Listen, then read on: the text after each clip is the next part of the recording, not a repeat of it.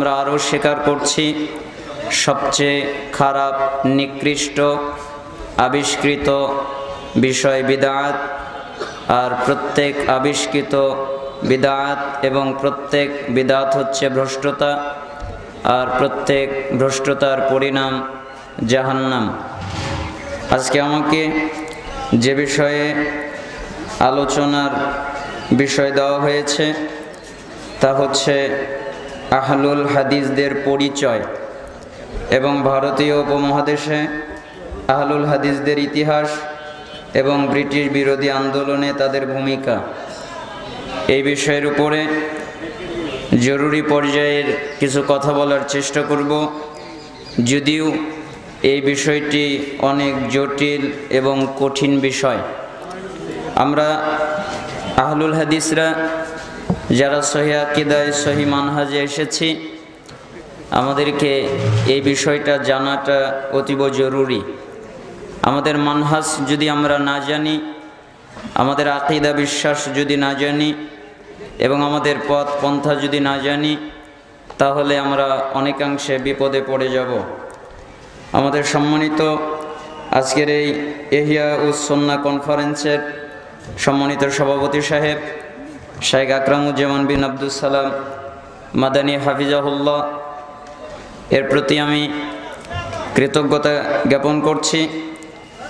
আমি সহিহ আকীদায় আসার যতগুলো পথ পন্থা এবং যতগুলো নিয়মনীতি আমাদের প্রয়োজন হয়েছে, তার অধিকাংশ বিষয় আমি শাইখের কাছ থেকে শিখেছি। আমরা জানব আহলুল হাদিসদের পরিচয়। আমাদের সম্মানিত শাইখ আমাকে দুটি বিষয় উল্লেখ করার কথা বলেছেন। তার একটি বিষয় হচ্ছে আহলুল হাদিস অনেকেই দাবি করে, যত আকীদা আছে, যত ফেরকা আছে, যত দল এই দুনিয়ায় আছে, অধিকাংশ দল মত দাবি করে যে আহলে হাদিস ইংরেজদের আবিষ্কৃত একটি নতুন ফেরকা, অর্থাৎ ইংরেজদের আগে এই আহলুল হাদিসদের ফেরকা ছিল না। এবং অনেকেই দাবি করে যে আহলুল হাদিস এমন একটি দল যা 200 বছর আগে ছিল না, এটা খুবই নতুন। এ বিষয়ের উপরে প্রথমত আমি একটি জবাব পেশ করব, যেটা আমি বিভিন্ন জায়গা থেকে তথ্য সংগ্রহ করেছি। আমি 8টা পয়েন্টে জবাব দিব, যদি আমার সময়ে আল্লাহ তাআলা বারাকা দান করেন। তার একটি জবাব হচ্ছে আহলে হাদিস এবং এদের ইমাম হলেন মুহাম্মদ সাল্লাল্লাহু আলাইহি ওয়াসাল্লাম, ঠিক না?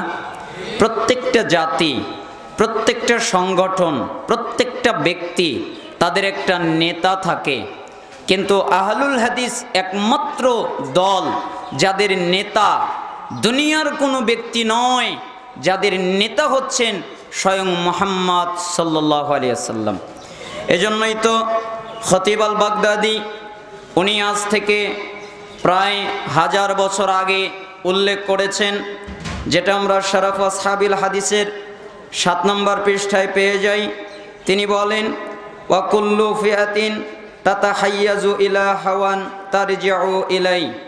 প্রত্যেকটা দল, পৃথিবীতে যত দল আছে, প্রত্যেকটা দল মনোপ্রবৃত্তির পক্ষাবলম্বন করে, অর্থাৎ তাদের মন যা বলে সেই অনুযায়ী তারা চলে এবং তার দিকে তারা প্রত্যাবর্তন করে।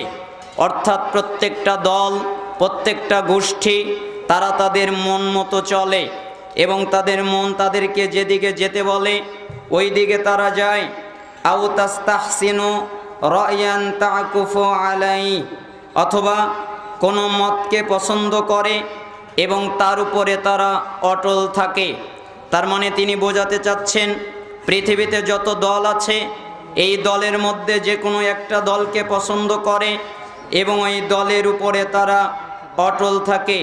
সিওয়া আসহাবিল হাদিস, কিন্তু যারা আসহাবুল হাদিস অর্থাৎ যারা আহলে হাদিস, তারা এর ব্যতিক্রম। আহলে হাদিস অন্য অন্য দলের মতো নয়, অন্য অন্য গোষ্ঠীর মতো নয়। আহলে হাদিস একটু ভিন্ন প্রকৃতির। আহলে হাদিস একটু ব্যতিক্রম। কিরকম? ফা ইন্নাল কিতাবা উদ্দাতুহুম, কেননা আহলুল হাদিসদের অস্ত্র হলো কোরআন। কোরআনই হচ্ছে তাদের অস্ত্র, ঠিক না? অন্যান্য জাতির অস্ত্র আছে, কারো জাতির অস্ত্র ফিকা, কোন জাতির অস্ত্র কোন মানুষের মত, কোন জাতির অস্ত্র কোন মানুষের তরিকা, কোন মানুষের পদ্ধতি। কিন্তু যারা আহলুল হাদিস এদের অস্ত্র হচ্ছে পবিত্র কোরআন। কোরআনটাই হচ্ছে এদের অস্ত্র। ওয়া সুন্নাতা হুজ্জাতুহুম, এবং হাদিস হচ্ছে তাদের মজবুত দলিল। তাদের দলিল অন্য কিছু নয়, কোরআনটা হচ্ছে তাদের অস্ত্র এবং তাদের দলিলটা হচ্ছে সেটা হলো হাদিস। ওয়ার রাসূলা ফিআতুহুম, এবং রাসূল সাল্লাল্লাহু আলাইহি ওয়াসাল্লাম তিনিই হচ্ছেন আহলুল হাদিস, তাদের আদর্শ। ওয়া ইলাইহি নিসবাতুহুম, এবং তারা তার দিকেই যায়, তার দিকেই সম্বন্ধিত, অর্থাৎ তারা রাসূলের দিকে সম্বন্ধিত। লা ইয়ারুজুনা আলাল আহওয়াই ওয়ালা ইয়ালতাফিতুনা ইলাল আরাই। শোনো, তারা মনোপ্রবৃত্তির দিকে প্রত্যাবর্তন করে না এবং কারো মতের প্রতি দৃষ্টিপাত করে না। তাদের মন যা বলে তারা তা করে না, অন্য অন্য মানুষের মত যা বলে তা তারা করে না। এই কথা বলেছেন খতিব আল বাগদাদি শারাফ আসহাবিল হাদিসের মধ্যে, যার জন্ম হয়েছে 992 হিজরিতে এবং যিনি মৃত্যুবরণ করেছেন 463 হিজরিতে। তার মানে জানা যায় আজ থেকে 1000 বছর আগে খতিব আল বাগদাদি রাহিমাহুল্লাহ আহলুল হাদিসদের কথা উল্লেখ করেছেন। তার মানে বোঝা যায় আহলুল হাদিসরা ইংরেজদের আবিষ্কৃত দল নয়, ইংরেজদের সময় তাদের জন্ম নয়, তাদের জন্ম হাজার হাজার বছর আগে, ঠিক না? শুধু তাই নয়, এই পৃথিবীর ভিতরে যতগুলো তাফসিরের কিতাব আছে তার মধ্যে একটা গ্রহণযোগ্য তাফসিরের কিতাব হচ্ছে তাফসির ইবনে কাসির, যার সূরা বনী ইসরাইলের 71 নম্বর আয়াত ব্যাখ্যা করতে গিয়ে যেখানে আল্লাহ তাআলা বলেন ইয়াউমা নাদউ কুল্লা উনাসিন বিইমামিহিম, স্মরণ করো যেদিন আমি প্রত্যেকটি মানুষকে তার নেতা সহ ডাকবো। যেই নেতার সে অনুসরণ করেছে ওই নেতা সহ তাকে ডাকবো। প্রত্যেকটা মানুষকে আমি একাকি ডাকবো না, আমি তাকে বলবো তুমি তোমার নেতাকে নিয়ে আসো। আমি প্রত্যেকটা মানুষকে তাদের নেতা সহ ডাকবো। এই আয়াতের তাফসীর করতে গিয়ে ইবনে কাসির রাহিমাহুল্লাহ চমৎকার ভাবে বলেন ওয়াকালা বাদুস সালাফ হাযা আকবারু শারাফিন লিআসহাবিল হাদিস লিআন্না ইমামাহুম আন-নবী সাল্লাল্লাহু আলাইহি ওয়াসাল্লাম। সালাফে সালেহিনের অনেকেই বলেছেন এটা আহলে হাদিসদের সবচেয়ে বড় গৌরবের বিষয়, সবচেয়ে বড় মর্যাদার বিষয়, কারণ তাদের ইমাম হলেন মুহাম্মদ সাল্লাল্লাহু আলাইহি ওয়াসাল্লাম। তাদের ইমাম অন্য কোনো ব্যক্তি নয়, তাদের ইমাম অন্য কোনো মাযহাবের ইমাম নয়, তাদের ইমাম অন্য কোনো লোক নয়, তাদের ইমাম অন্য কোনো আমির নয়, তাদের ইমাম অন্য কোনো মানুষ নয়। আহলুল হাদিসদের এটা মর্যাদার বিষয়, এটা গৌরবের বিষয়, কারণ তাদের ইমাম হচ্ছেন মুহাম্মদ সাল্লাল্লাহু আলাইহি ওয়াসাল্লাম। আপনারা জানেন তাফসির ইবনে কাসির জ্ঞানের সকল স্তরের একটি গ্রহণযোগ্য তাফসির। লক্ষণীয় বিষয় হলো এখানে ইবনে কাসির রাহিমাহুল্লাহ জন্মগ্রহণ করেছেন 701 হিজরিতে এবং তিনি মৃত্যুবরণ করেছেন 774 হিজরিতে। তিনি না কোনো হিন্দুস্তানি ছিলেন আর না সে সময় ইংরেজদের কোনো অস্তিত্ব ছিল। ওই সময় ইংরেজদের আবিষ্কার হয়নি, ওই সময় ইংরেজদের জন্ম হয়নি। ইংরেজদের বহু বছর আগেই ইমাম ইবনে কাসির রাহিমাহুল্লাহ শক্ত করে বলে গেছেন যে আহলে হাদিসদের গৌরবের বিষয়, আহলে হাদিসদের মর্যাদার বিষয় হচ্ছে অন্য অন্য দলের ইমাম হতে পারে অন্য কোনো ব্যক্তি, অন্য কোনো লোক, কিন্তু আহলে হাদিসদের ইমাম হচ্ছেন নবী মুহাম্মদুর রাসূলুল্লাহ সাল্লাল্লাহু আলাইহি ওয়াসাল্লাম। এজন্য এটা আহলে হাদিসদের সবচেয়ে গৌরবের বিষয়। আমি হানাফি মাযহাবের অনেকগুলো কিতাব পড়েছি। হানাফি মাযহাবের প্রসিদ্ধ একটা গ্রন্থ দুররে মুখতারের ব্যাখ্যা রদ্দুল মুখতারে ইবনে আবিদিন উনি চমৎকারভাবে লিখেছেন হকিমা আন্না রাজুলান মিন আসহাবি আবি হানিফা খাতাবা ইলা রাজুলিন মিন আসহাবিল হাদিস ইবনাতাহু ফি আহাদিন আবি বকরিল জুজাজানি ফাআবা ইল্লা আন ইতরুকা মাযহাবাহু। আমি হানাফি হয়ে আপনার মেয়েকে বিবাহ করব। তখন সেই আহলে হাদিস ব্যক্তি প্রত্যাখ্যান করেছিল। তিনি বলেছিল, তুমি হানাফি, তোমার সাথে আমার মেয়েকে বিবাহ দিব না। তবে তিনি আরো একটা কথা যুক্ত করে দেন। তিনি বলেন, যদি তুমি তোমার মাযহাব ছেড়ে দাও, তুমি যদি হানাফি মাযহাব ছেড়ে দাও এবং ইমামের পিছনে সূরা ফাতিহা সহ যদি কিরাত পাঠ করো এবং রফুল ইয়াদাইন করো, তাহলে তার মেয়েকে তিনি বিবাহ দেবেন। একথা তিনি বললেন।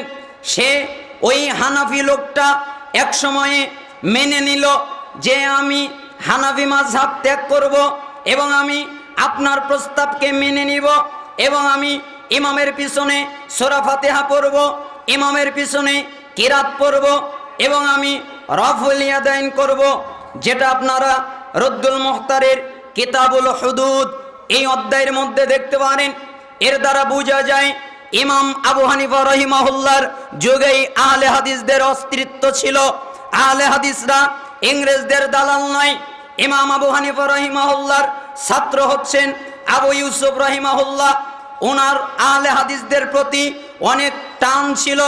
এই জন্য ইয়াহইয়া ইবনে মাইন উনি বলেন, কানা আবু ইউসুফ রাহিমাহুল্লাহ আল কাদি ইউহিব্বু আসহাবাল হাদিস ওয়া ইয়ামিলু ইলাইহিম।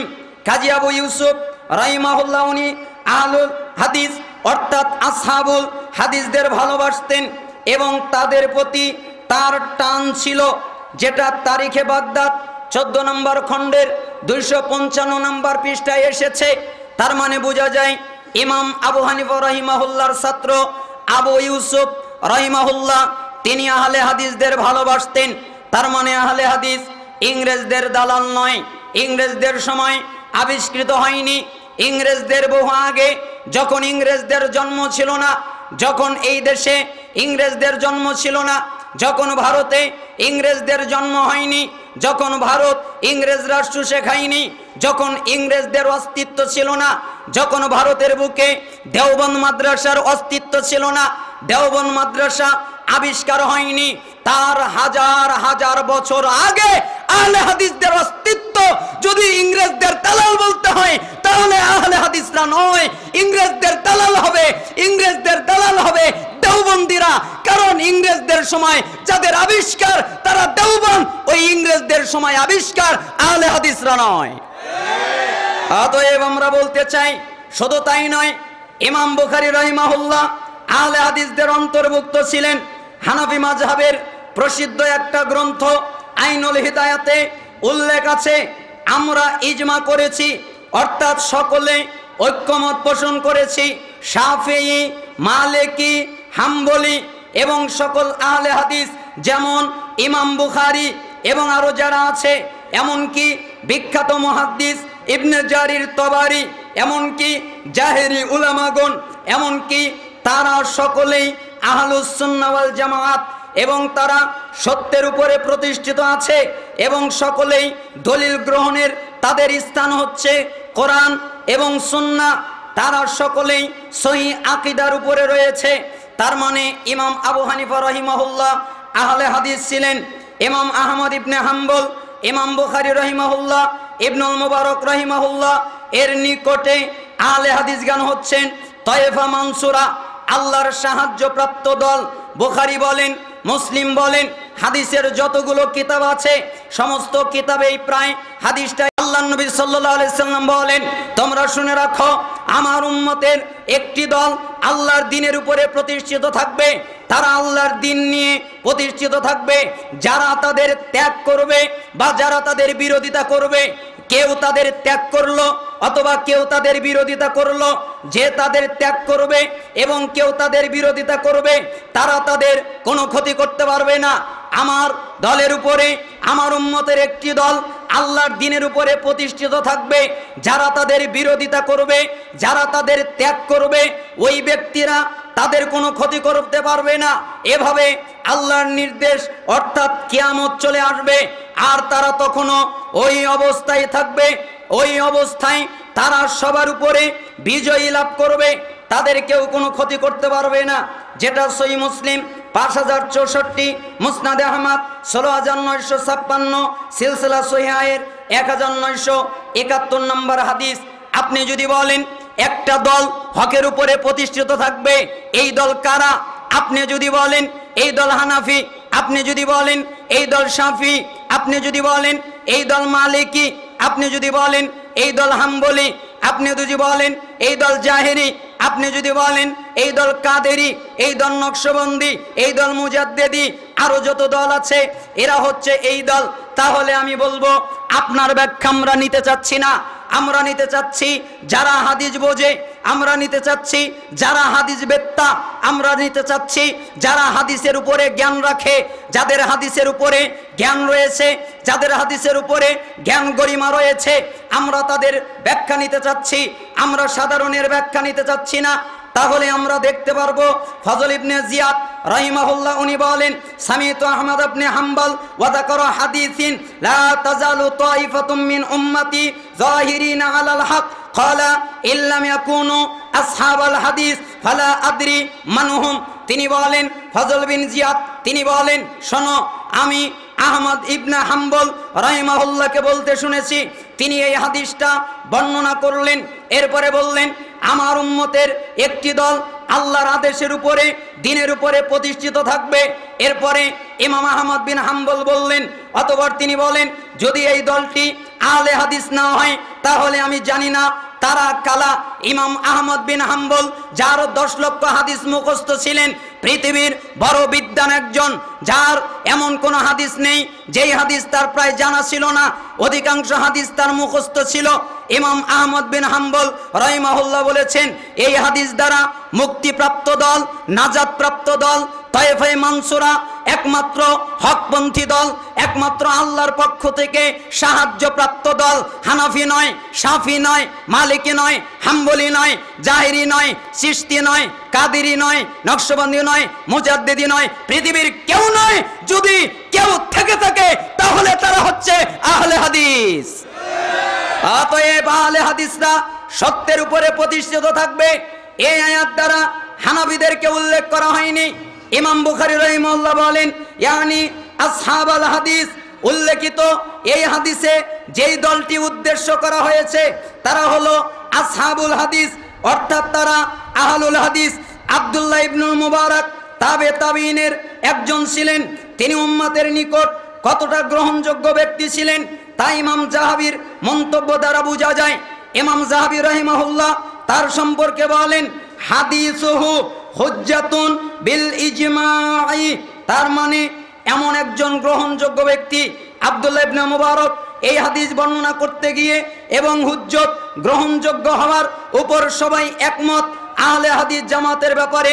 তিনি বলেন, হুম ইনদি আসহাবুল হাদিস, সত্যের উপরে প্রতিষ্ঠিত সাহায্যপ্রাপ্ত জামাতটি হচ্ছে আসহাবুল হাদিস, অর্থাৎ তারা হলো আহলুল হাদিস। বিশিষ্ট মুহাদ্দিস আলী ইবনুল মাদিনী রাহিমাহুল্লাহ উনি বলেন, হুম আহলুল হাদিস, সত্যের উপরে প্রতিষ্ঠিত সাহায্যপ্রাপ্ত জামাতটি হলো আহলুল হাদিস। এমনকি ইমাম বুখারী রাহিমাহুল্লাহ আরও এ কথা বলেছেন। তার মানে এই হাদিস দ্বারা বোঝা যায় কিয়ামত পর্যন্ত একটা দল সত্যের উপরে প্রতিষ্ঠিত থাকবে। আর সমস্ত মুহাদ্দিসিনে কিরাম এর উল্লেখ করতে গিয়ে বলেছেন তারা হলো আহলে হাদিস, তারা হলো আসহাবুল হাদিস। কিন্তু আমরা বিভিন্ন দল, মাযহাব, ফিরকা বানিয়ে নিয়েছি, ঠিক না? এজন্য আমাদের বিষয়টা বুঝতে হবে। আর একটা সংশয় আমাদের ভেঙে দেওয়া জরুরি মনে করছি, সেটা হচ্ছে আমরা বলি, আমরা কি বলি যে আহলে হাদিস ওটা তো মুহাদ্দিস, আহলে হাদিস ইমাম বুখারী, ঠিক আছে, ইমাম মুসলিম, ঠিক আছে, এটা তো মুহাদ্দিস, এটা তো সাধারণ ব্যক্তি নয়। সাধারণ ব্যক্তিদেরকে তো আর আহলে হাদিস বলা হয় নাই, সাধারণ ব্যক্তি তো এর অন্তর্ভুক্ত নয়। এর জবাব দিতে গিয়ে ইমাম আহমদ বিন হাম্বল রাহিমাহুল্লাহ যার কথা বলতে গিয়ে তিনি বলেন, সাহিবুল হাদিস ইনদানা মান ইস্তামিলুল হাদিস, আমাদের নিকটে আহলে হাদিস ওই ব্যক্তি যিনি হাদিসের উপরে আমল করেন। খতিব আল জামের 186 নম্বর হাদিসে সনদ সহি বলেছেন। তিনি বলেন, ইমাম আহমদ বিন হাম্বল রাহিমাহুল্লাহ বলেন, আমাদের নিকটে আহলে হাদিস ওই ব্যক্তি যিনি হাদিসের উপরে আমল করেন। হুজুর আপনি ভালো জানেন না আহমদ ইবনে হাম্বল ভালো জানেন?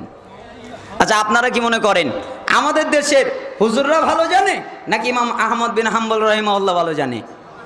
কেন? 10 লক্ষ হাদিসের হাফেজ আপনার কয়টা? আমি একটা কিতাব পড়ছিলাম যে ইলম অর্জন কিভাবে করতে হয়, সেখানে একজন সালাফ উল্লেখ করতে গিয়ে বলেছেন, সাধারণ আলেম যেই ব্যক্তি বলবে আমি সাধারণ আলেম, তার 1 লক্ষ হাদিস মুখস্থ থাকতে হবে, তাহলে সে জ্ঞানের কিছু জানতে পারবে। তার মানে সে সব জানতে পারবে না, তাও 1 লক্ষ। তো হুজুর আপনার ব্যাখ্যা নিব না ইমাম আহমদ বিন হাম্বল রাহিমাহুল্লাহর ব্যাখ্যা নিব? আপনি বলেন যে মুহাদ্দিসরা আহলে হাদিস, আর ইমাম আহমদ বিন হাম্বল রাহিমাহুল্লাহ উনি মুহাদ্দিস, উনি বলছেন শুধু আমরা নয়, যারা হাদিসের উপরে আমল করে ওরাও হচ্ছে আহলে হাদিস। এমনকি হাফেজ ইবনে তাইমিয়া রাহিমাহুল্লাহ উনি চমৎকারভাবে বলেছেন, ওয়া নাহনু লা নানি বিআহলিল হাদিসিল মুক্তাসিরিনা আলা সামাইহি আও কিতাবাতিহি আও রিওয়ায়াতিহি বাল নানি বিহিম কুল্লা মান কানা আহাক্কা বিহিফযিহি ওয়া মারিফাতিহি ওয়া ফাহমিহি যাহিরান ওয়া বাতিনান ওয়াত্তিবাঈ বাতিনান ওয়া যাহিরান। তিনি বলেন, আমরা আহলে হাদিস বলতে কেবল তাদেরকেই বুঝি না যারা হাদিস শুনেছেন, লিপিবদ্ধ করেছেন, বর্ণনা করেছেন।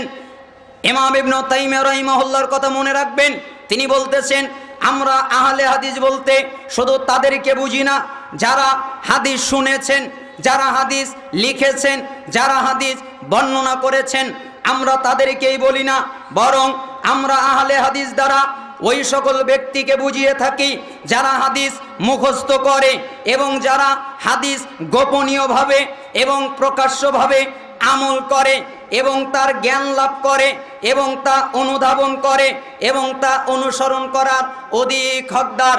তার মানে শুধু মুহাদ্দিসিনে কেরাম তারাই আহলে হাদিস নয়, পৃথিবীতে যত মানুষ হাদিসের উপরে আমল করবে মুহাদ্দিসদের পরিভাষায় তারাও আহলে হাদিস। তার মানে আপনাদের কথা আমি নিব না, আপনাদের কথা বাতিল। এজন্য বলছিলাম 2টি প্রশ্নের জবাব দেওয়া জরুরি মনে করছিলাম। 1, আহলে হাদিসরা ইংরেজদের দালাল নয়। 2, আহলে হাদিস দ্বারা শুধু মুহাদ্দিসিনে কিরাম এটা উদ্দেশ্য নয়, আহলুল হাদিস যারা হাদিসের উপরে আমল করে এরাও আহলে হাদিস। আহলুল হাদিস এবং যারা বিদআতি এদের মধ্যে কিছু পার্থক্য বর্ণনা করতে চাচ্ছি। এদের মধ্যে কিছু পার্থক্য পাওয়া যায়। ইমাম ইবনুল কাইয়িম রাহিমাহুল্লাহ আহলুল হাদিস, আহলুস সুন্নাহ ওয়াল জামাআহ এবং যারা বিদআতি এদের মধ্যে একটা পার্থক্য উল্লেখ করেছেন, যেটা 10টা পার্থক্য পাওয়া যায়। তিনি বলেন 1 নম্বর হচ্ছে সুন্নাহপন্থীরা সুন্নাত পালনের উদ্দেশ্যে মানুষের মতকে পরিহার করে। সুন্নাতপন্থীরা আহলে হাদিসরা হাদিস মানবে, সুন্নাত মানবে, এই কারণে মানুষের মত উপেক্ষা করে। আর যারা মাযহাবী, যারা বিদআতি, তারা সুন্নাতকে ছেড়ে দেয় এবং মানুষের কথাকে গ্রহণ করে। এটা হলো আহলে হাদিস আর বিদআতিদের মধ্যে একটা পার্থক্য। আহলে হাদিস কারা? যারা হাদিস মানবে, সুন্নাত মানবে, এই কারণে মানুষের মতকে ত্যাগ করে। আর বিদআতিরা সুন্নাতকে ত্যাগ করে, হাদিসকে ত্যাগ করে, সুন্নাতকে ছেড়ে দেয় এবং মানুষের কথাকে তারা গ্রহণ করে।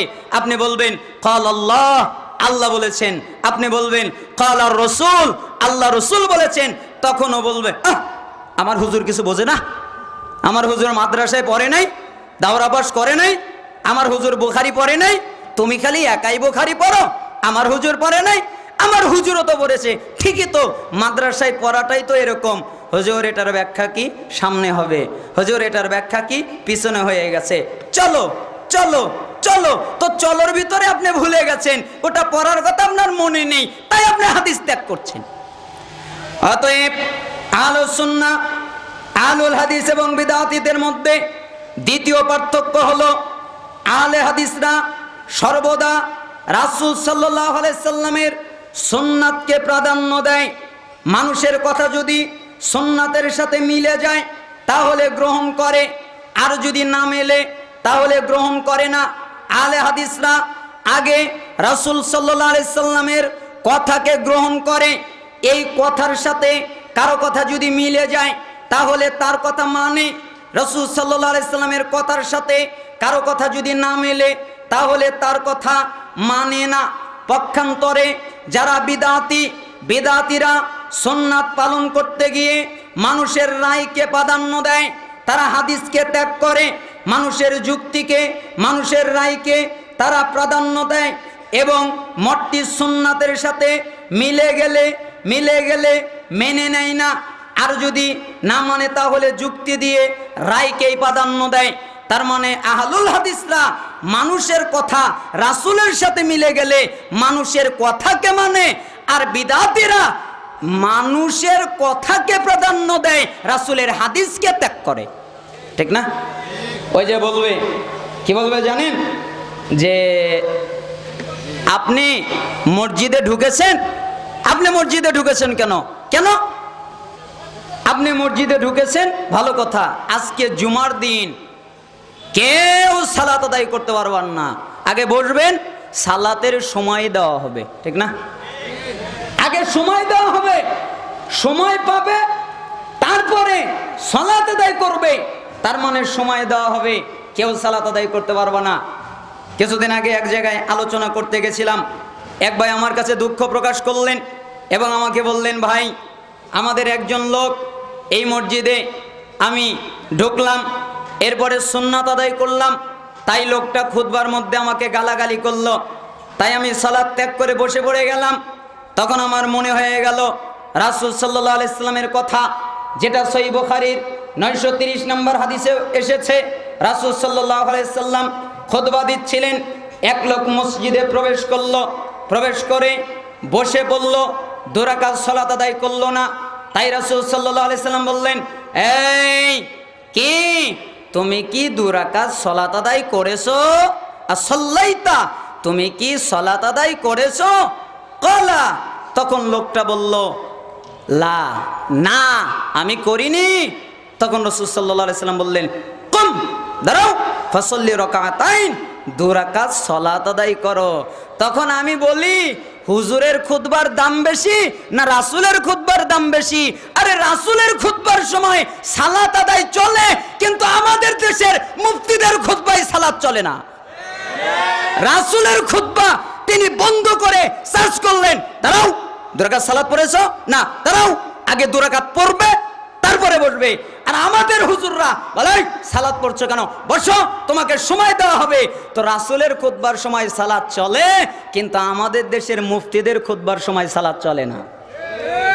তো আমার সময় শেষ হয়ে গেছে, আমি পরিপূর্ণ আলোচনা করতে না পারায় দুঃখিত, আপনারা ক্ষমা সুন্দর দৃষ্টিতে দেখবেন। আমি দোয়া করি। আরেকটা জিনিস মনে রাখবেন, আপনারা সবাই কিন্তু সুন্নাপন্থী, ঠিক না? সুন্নাপন্থী না? আচ্ছা, সুবহানাকাল্লাহুম্মা বিহামদিক আশহাদু আল্লা ইলাহা ইল্লা আনতা আস্তাগফিরুকা ওয়া আতুবু ইলাইক। জানেন এই দোয়া? কিসের দোয়া? বৈঠক শেষের দোয়া। এটা তো আপনিও জানেন। আমি যখন হানাফি মাযহাবে পড়তাম, ছোটবেলায় যখন কোরআন শিখতাম, কারি বিলায়েত তার একটা কিতাব, নুরানি পদ্ধতিতে কোরআন শিক্ষা, ওই কিতাবের ভিতরেও লেখা ছিল মজলিস শেষের দোয়া এটা।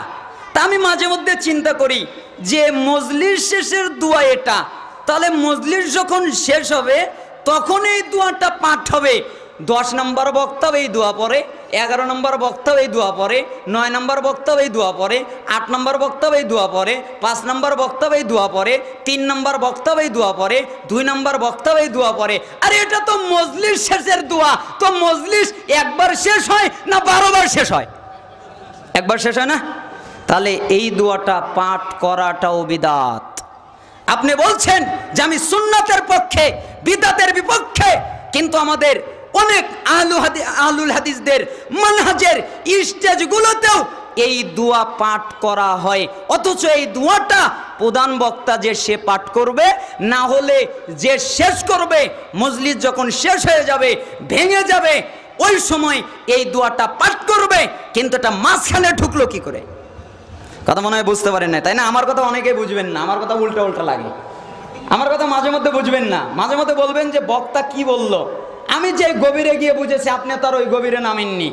আপনি বলবেন ও জাহান্নামে পাঠিয়ে দিল, আর কি ঠেকা পড়েছে। খোলেন সহিহ ইবনে হিব্বান 124 নম্বর হাদিস, রাসূল সাল্লাল্লাহু আলাইহি সাল্লাম বলেছেন, যে ব্যক্তি কোরআন অনুযায়ী আমল করলো ওই ব্যক্তি জান্নাতে গেল, যে ব্যক্তি কোরআন অনুযায়ী আমল করলো না, কোরআন অনুযায়ী চললো না, ও জাহান্নামে গেল। আর আমি যদি এই হাদিস না বলে জাহান্নামে পাঠিয়ে দিই তাহলে আপনি দোষ হয়ে যাবে।